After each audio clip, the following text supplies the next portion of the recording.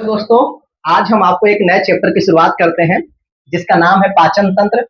और इस पाचन तंत्र को हम 10 से 15 मिनट में आज ओवरव्यू लेंगे। आज समझेंगे कि आखिर कौन कौन सा ऑर्गन है जो पाचन तंत्र के लिए जिम्मेदार है मुख्य रूप से। ये सभी ऑर्गन को ध्यान से समझिएगा। 10 से 15 मिनट में हम आपको कुछ ओवरव्यू देने का कोशिश करेंगे, समझाने का प्रयत्न करेंगे। समझिएगा, अगर पाचन तंत्र की बात करते हैं तो एक डायग्राम बनाया है। देखिए भाई, थोड़ा सा हैंड राइटिंग जो है वो अच्छा नहीं है, तो डायग्राम से समझाने की कोशिश किए हैं, समझ लीजिएगा थोड़ा। देखिए, भले ही मुंह की तरह लग नहीं रहा है लेकिन ये मुंह नहीं है।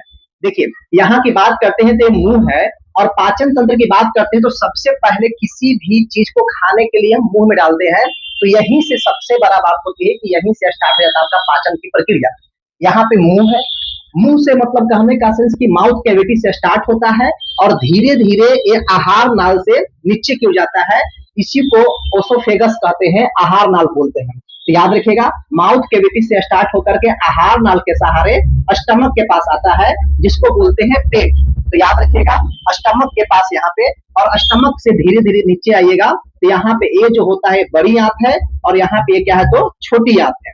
आप देखेंगे बड़ी आंत के सबसे अंत बिंदु जो यहाँ पॉइंट आता है, इसको अपेंडिक्स बोलते हैं, जो आप जानते हैं कि हमारे शरीर में एक अवशेषी अंग के रूप में है, जिसका कोई काम नहीं है। पहले के लोगों में था, क्योंकि पहले के लोग जो थे वो क्या करते थे, जंगल में झाड़ में रहते थे, तो उन लोग प्लांट पे ज्यादा क्या थे, प्लांट पे ज्यादा मतलब कि आधारित थे। वो ज्यादा प्लांट की चीज खाते थे।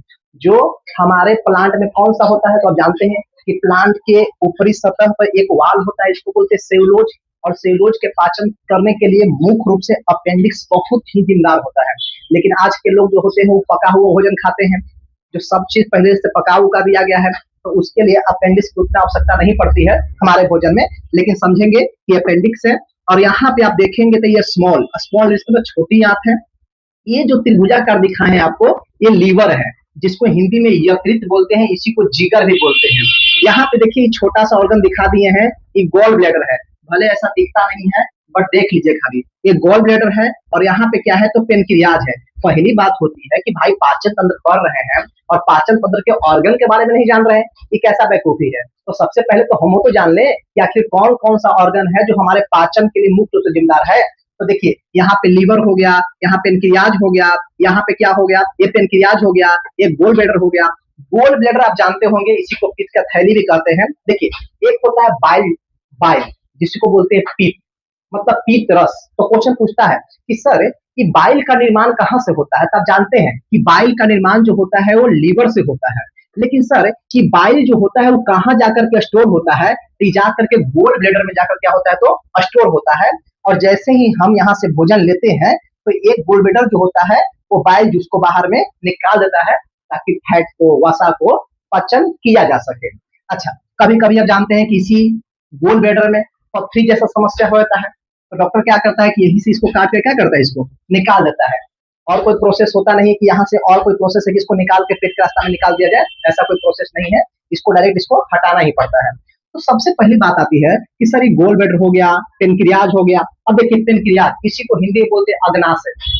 अग्नाशय से भी बहुत सारे पाचक रस निकलते हैं जो पाचन तंत्र के लिए बहुत ज्यादा जिम्मेदार है। तो हम सब के बारे में बात करेंगे, लीवर के बारे में, गोल ब्लैडर के बारे में, पेनक्रियाज के बारे में, स्मॉल इंटेस्टाइन मतलब छोटी आंत, बड़ी आंत, पेट, इस सभी के बारे में बात करेंगे।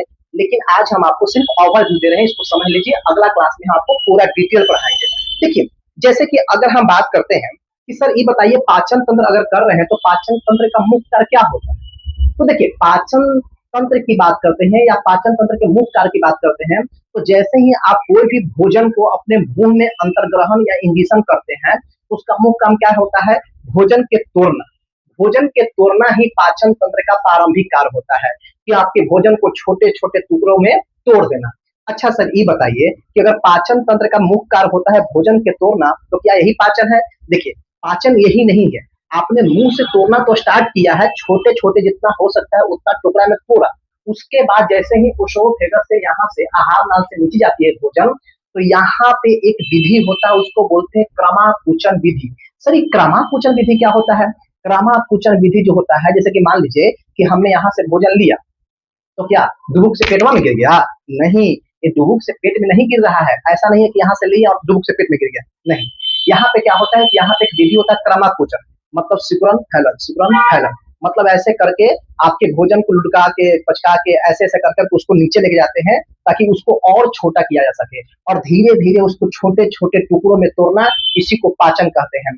अच्छा सर, क्या हमारे भोजन में ऐसा कौन कौन सा चीज होता है जो हमारे शरीर को ऊर्जा प्रदान करने का कार्य करता है? तो आप जानते हैं कि अगर आप कोई भोजन करते हैं तो पेट के आपके भोजन के स्वाद से मतलब नहीं है कि आपका आज कैसा टेस्टी बना है, अरे भाई आज थोड़ा सा मसाला कम है तो आज तेल कम है, इसको कोई मतलब आपके पेट को इससे नहीं है। तो मतलब किससे है? मतलब जो है आपके पेट को कि आपने जो भोजन लिया है उसमें कितना प्रोटीन लिया है, अच्छा सर, कितना कार्बोहाइड्रेट लिया है, अच्छा सर, कितना आपने वसा लिया है, क्या कोई आपने विटामिन भी लिया है, क्या कोई मिनरल मिनरल भी लिया है, क्या आपने फाइबर कोई लिया है। हाँ, जैसे कि कोई किसी को इच्छा होता है, जैसे कि हमारे क्लास में एक मैडम जी बैठती हैं, उनको बाहर के खाना बहुत ज्यादा पसंद है, जैसे कि चाउमीन हो गया, जैसे कि समोसा हो गया, चाट हो गया, पकौड़ा हो गया। अगर आप ये सब खाना खा रहे हैं तो ये सब खाना से क्या है, आपको जीभ को तो स्वाद मिल रहा है लेकिन आपको पेट के पाचन तंत्र को उससे कोई मतलब नहीं है। वो सिर्फ देखने वाला है कि आपने क्या लिया है, क्या कोई ऐसा चीज लिया है जिससे हम आपके बॉडी को संतुलित अवस्था में कर सके, या कोई ऐसा चीज लिया है जिससे आपके बॉडी के संतुलित अवस्था को बिगाड़ दे। तो डिपेंड करता है आपके पोषक पदार्थ पे कि आपने कौन सा पोषक पदार्थ लिए हैं। जैसे कि हम मान लीजिए कि अगर हम चावल खाते हैं तो सब लोग जानता है कि सर चावल में कार्बोहाइड्रेट की मात्रा ज्यादा होता है। जैसे कि गांव घर में देखिएगा, जो लोग काम करते हैं गांव में, जैसे कि खेतों में काम कर आएंगे ना तो उनको बोलिएगा ना कि ला ना रोटी खा ला, मैं मरते रोटी देता, चावल दाना, चावल ना बन रहा है, मतलब गांव के भाषा में उसको भात बोलते हैं कि भात ना बन रहा है, हम लोग बिहारी में उसको भात ही बोलते हैं, लेकिन ऐसे बाहर में जाएगा तो चावल बोलते हैं। तो अगर कहे कि चावल ना बना हुआ है, चावल तो हमें ज्यादा एनर्जी मिला है, रोटी खाना पसंद नहीं करेगा, वो क्या करेगा कि एकदम चावल खाएगा एकदम मस्त, अब फिर चल जाएगा खेत में। उससे क्या हो रहा है, उसको बहुत ज्यादा इंस्टेंट एनर्जी मिल रहा है। हम जानते हैं कि सर अगर आपके बॉडी में इंस्टेंट एनर्जी चाहिए, तुरंत एनर्जी चाहिए, तो आप कार्बोहाइड्रेट लेना पड़ता है।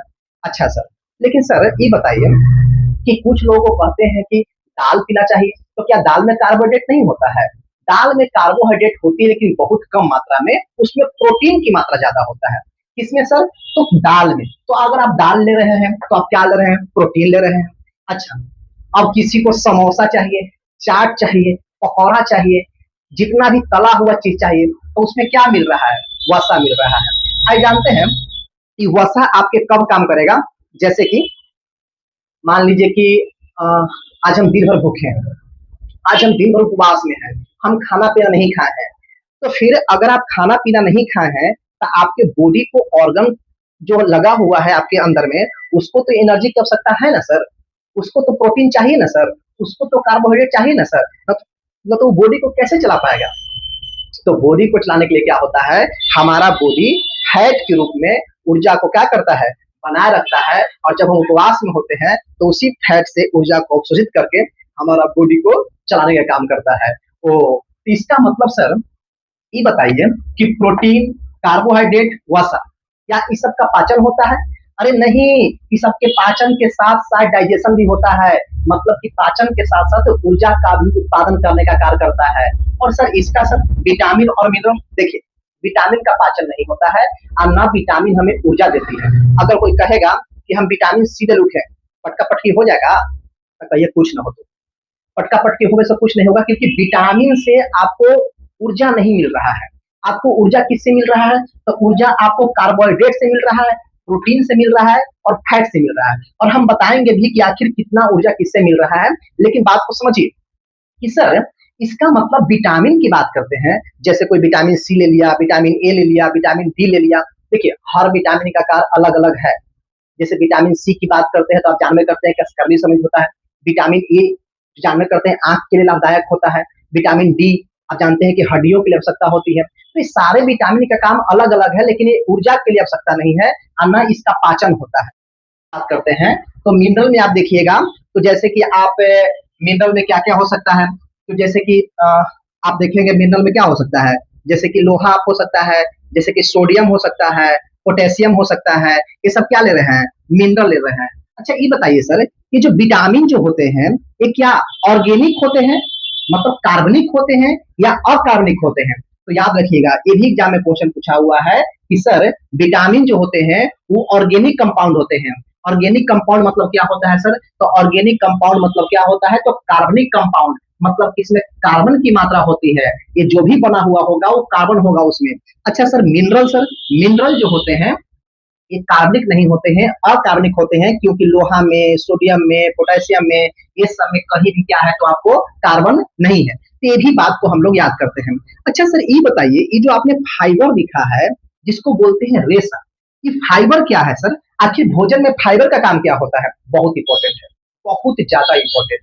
जानते हैं, जैसे कि अगर आप अपने भोजन में फाइबर नहीं लीजिएगा तो आपका पाचन तंत्र जो होगा वो थोड़ा मोड़ा गड़बड़ी हो सकता है। जैसे क्या होगा सर? जैसे कि वॉशरूम में जाइएगा, तो आप जब वॉशरूम में जाइएगा तो आपको पेट सफाई जो होगा वो सही से नहीं होगा। आपको दिन भर में 2 बार 3 बार जाना पड़ेगा वॉशरूम, लेकिन आप चाहते हैं कि हमारा वॉशरूम एक बार में ही और सही तरीका से हो जाए, तो समझिए कि आपके भोजन में फाइबर होना आवश्यक है। जैसे कि वॉशरूम में जाइएगा और अगर आपके जो पेट से जो गंदगी निकल रही है, अगर वो गंदगी में पानी की मात्रा ज्यादा है तो आप समझ जाइए कि आपने भोजन में फाइबर नहीं लिया है। लेकिन आपके जो गंदगी निकल रहा है उसमें फाइबर की मात्रा ज्यादा रहेगी, अच्छा रहेगी, तो आप उसका जो पानी होगा उसमें जो गंदगी में, वो पानी बहुत कम होगा, उसमें उसमें पानी नहीं रहेगा, एकदम मतलब कि टाइट निकलेगा, सॉलिड रूप में निकलेगा। तो समझिएगा कि आपका पाचन तंत्र बहुत बेहतर है। और जिसका गंदगी पानी के रूप में निकल रहा है वो समझ जाइए कि उसकी पाचन तंत्र खराब हो चुकी है, उसको फाइबर की आवश्यकता है। तो आप सोच रहे होंगे कि सर फाइबर लेंगे कहाँ से? आखिर फाइबर कहाँ से मिलेगी? तो भोजन में सलाद, सैलेड, आप भोजन में सलाद को जोड़िए। और जानते हैं सबसे बढ़िया देखा जाए तो सबसे बढ़िया है खीरा। अगर आप खीरा ले रहे हैं, जैसे कि मार्केट में लोग खीरा मिलता करता है और आप लोग गांव घर में है तो खीरा होगा ही। तो कुछ लोग होते हैं शौकीन टाइप के लोग, नहीं, जो खीरवा को छील देंगे। ऐसे छीलने के लिए तो हम भी छील लेते हैं, लेकिन नहीं छीलना चाहिए, बात समझ रहे हैं? उसको छील करके मत खाइए, उसको क्या कीजिए कि लेकर के आइए और बिना छीला हुआ उसको छिलका सहित से उसको खा जाइए। अच्छा सर, जैसे कि सब्जी बना रहे हैं आप, तो सब्जी जैसे कि नेनुआ हो गया या कोई भी सब्जी है, तो उसको लेयर को उसके ऊपर वाला छिलका जो है उसको कबाड़िए मत, उसको साथ में वैसे ही बना दीजिए, क्योंकि वो फाइबर के मेन सोर्स है। और बताइए सर और कुछ?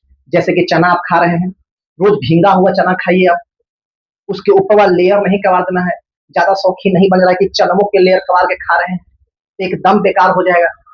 अच्छा दूसरा सर, जैसे कि लोग बाहर में रह के पढ़ते हैं, तो उन लोगों के पास सैलेड वैलेड क्या सब का सोर्स नहीं होता है, ज्यादा नहीं कर पाते हैं, तो उन लोग एक काम कर सकते हैं कि जो घर से लेकर के आ रहे हैं गेहूं, उसे जो आटा बनवा रहे हैं वो आटा को चाले नहीं। वैसा नहीं कि आटा को चाल करके उसकी जो वो भूसी जो होता है उसको बाहर निकालते नहीं, आप उस भूसी के साहित्य उसको मतलब कि चाल के निकालना नहीं है, आटा को ऐसे ही सान दीजिए। वो भी एक फाइबर के रूप में अच्छा काम करेगा और वो आपके भोजन के लिए सबसे बेहतर उपाय हो जाएगा। तो आप अगर पाचन तंत्र को सही रखना चाहते हैं, पाचक ग्रंथि को सही रखना चाहते हैं, तो ये फाइबर लेना चालू कर दीजिए।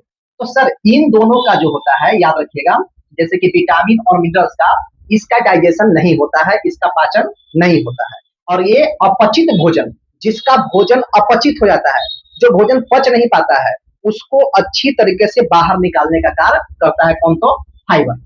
अच्छा सर ये बताइए, आपने बता दिया फैट के बारे में, आपने बता दिया कार्बोहाइड्रेट के बारे में, आपने बता दिया एक प्रोटीन के बारे में, तो ये बताइए सबसे ज्यादा पावर किसमें होगा, सबसे ज्यादा एनर्जी किसमें होगा? तो यहाँ लिख दिए हैं, देखिए सबसे ज्यादा फैट में 9 कैलोरी पर ग्राम, 1 ग्राम में 9 कैलोरी होता है। कई बार एग्जाम में पूछा है, याद रखेंगे, सरियाने के लिए आता है कि सबसे ज्यादा किसमें होता है, तो फैट में, फिर प्रोटीन में और फिर कार्बोहाइड्रेट में। याद रखेंगे 9 कैलोरी, 4.2 आई 4, देखिए कहीं कहीं 4.2 और 4 में उलझाइएगा मत, थोड़ा मोड़ा अंतर हम इसलिए दे दिए हैं, कहीं कहीं किताब में सेम दे दिया है 4.2, दोनों में 4.2, बात समझ गए? लेकिन अगर आपसे कोई क्वेश्चन पूछेगा कि सर ऊर्जा देने बताइए कि सबसे ज्यादा ऊर्जा कौन देगा, क्या सबसे ज्यादा ऊर्जा हमको फैट देगा, क्या सबसे ज्यादा ऊर्जा हमको प्रोटीन देगा, या सबसे ज्यादा ऊर्जा हमको कार्बोहाइड्रेट देगा? तो सबसे ज्यादा ऊर्जा आपको कार्बोहाइड्रेट देगा, या आपको शुरुआत में ही बताए हैं। एकदम रटे रहिएगा कि सबसे ज्यादा ऊर्जा देने का काम कौन करेगा, तो कार्बोहाइड्रेट करेगा, वो इंस्टेंट करेगा। तो किसी को देखिएगा, कोई रनिंग करने जाएगा तो किसी को देखेगा ये हो हम आज फैट लेके आ रहे हैं, चाउमीन खा के आ रहे हैं, ओकरा में तो तेल हले रसमलाई मार के आ रहे हैं, नहीं। वो कहेगा ना कि सुनिए ना, हम ग्लूकोन डी मार के लिए हैं।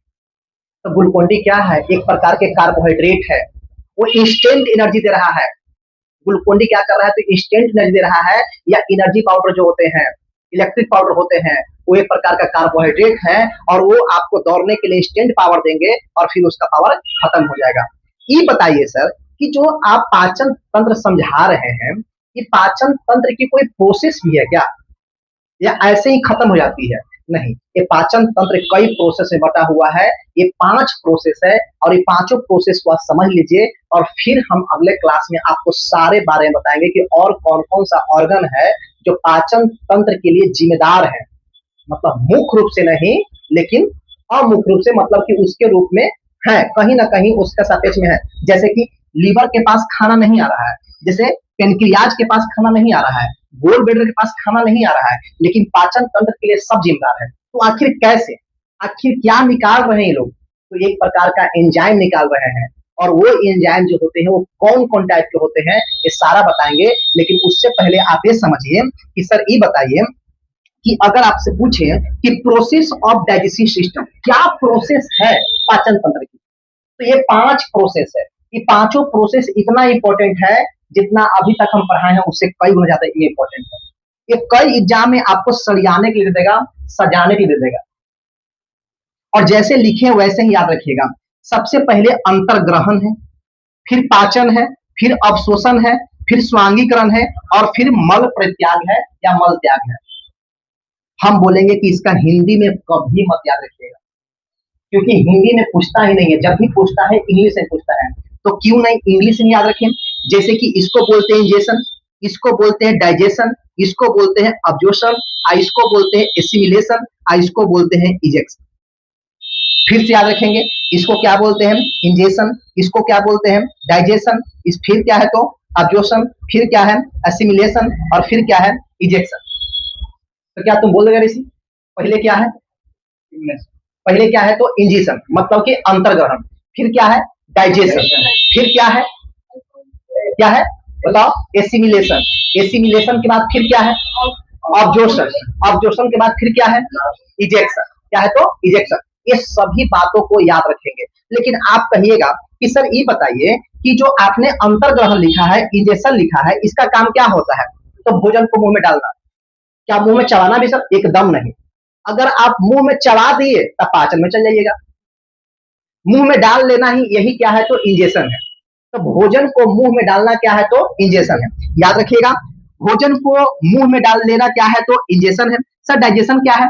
भोजन को मुंह में लेके छोटे छोटे उसको टुकड़ों में तोड़ना, ये क्या है तो डाइजेशन है। एक मेरा दोस्त था, आपको हम उसको बोले कि भाई तुम इतना जल्दी जल्दी खाना काहे खाता है, मुंह में लेता है निगल जाता है, काहे उसको तोड़ता काहे नहीं है? तो बोलता कि जानते हैं हमारे पिताजी थे ना, वो कहते थे कि देख कुछ काम न करेगा तो तुम सुकवार हो जाएगा, और सुकवार हो जाएगा तो ऑर्गन काम करना धीरे धीरे बंद हो जाएगा। इसलिए हम चाहते हैं कि डायरेक्ट खाना निगल जाए, कि ताकि और सब ऑर्गन है ये सुकवार ना हो, ये काम हमेशा करते रहे, बात समझ रहे? तो हम उसको सुकवार नहीं बनाना चाहते हैं, इसलिए डायरेक्ट निगल जाते हैं। तो ऐसा गलती मत कीजिएगा आप, बात समझ रहे हैं? एकदम यहीं पे चिवाना है, आप बढ़िया से चिवाना है, धीरे धीरे खाना है, बात समझ रहे हैं? तो क्या करना है भैया, पहले इंजेक्शन करना है, इंजेक्शन करना है मतलब अंतर्ग्रहण, फिर क्या है पाचन, धीरे धीरे उसको क्या करना है टुकड़ों में तोड़ना है, क्योंकि उसको तोड़िएगा जितना आराम से टुकड़ा में, उतना ही हमारे इस ऑर्गन को कम भार पड़ेगा, कम लोड पड़ेगा, तो ये ज्यादा दिन तक चलेगा। और हम चाहते हैं कि ये ज्यादा दिन तक चले, क्योंकि अगर ये ज्यादा दिन तक नहीं चलेगा तो समझ रहे हैं कितना दुख की बात है। क्योंकि हाथ टूट गया, पैर टूट गया, तो उसको सही कर लीजिएगा। लेकिन अगर आपके डाइजेस्टिव सिस्टम खराब हो गया, बाप रे बाप, बड़ी तकलीफ के बात हो जाएगा। बात समझ रहे हैं? तो उसको खराब नहीं होने देना है, अच्छे से रखना है। उसके बाद एब्जॉर्प्शन, जिसको बोलते हैं अवशोषण। सर अवशोषण क्या होता है कि जैसे ही भोजन को हम टुकड़ों में तोड़ना स्टार्ट किए थे, उसी समय पाचन की क्रिया स्टार्ट हो गई थी। जब पाचन की क्रिया स्टार्ट हो गई तो पचे हुए पदार्थ को, जो हमारे भोजन में जो पचे हुए पदार्थ हुआ, उसको कहाँ लेके जाना है? तो रक्त में। तो याद रखिएगा, छोटे छोटे, हाँ, पचे हुए भोजन को रक्त में ले जाने का काम कौन करता है? तो उसी को बोलते हैं क्या भैया? अवशोषण। उसी को अब्जॉर्प्शन बोलते हैं।